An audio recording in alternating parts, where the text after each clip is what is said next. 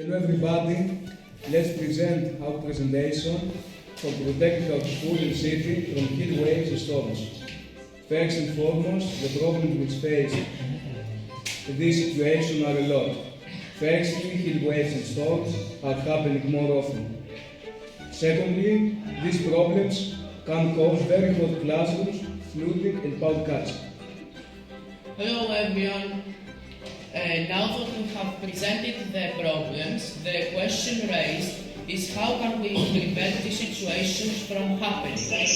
So first, we should definitely plant trees for shade and cooling. With this implementation, the climate is bound to become better.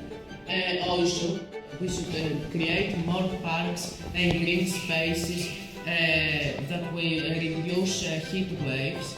Now for the rain problems, we should create rain gardens in order to absorb water. Our goal is to use nature to reduce heat and flooding. Thank you everyone, and we believe that these solutions are bound to reduce the problem security.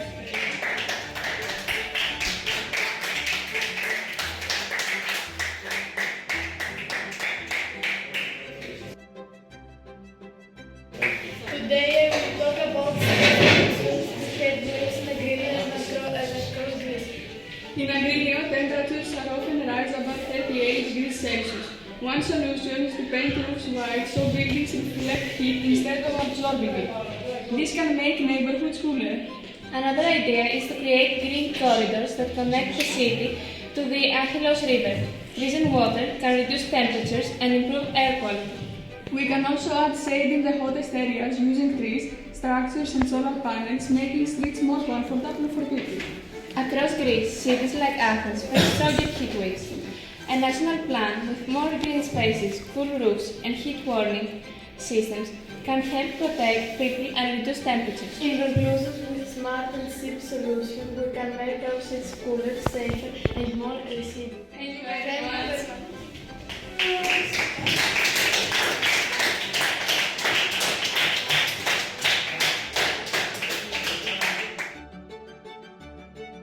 One major solution would be the use of bicycles instead of cars in order to reduce air pollution.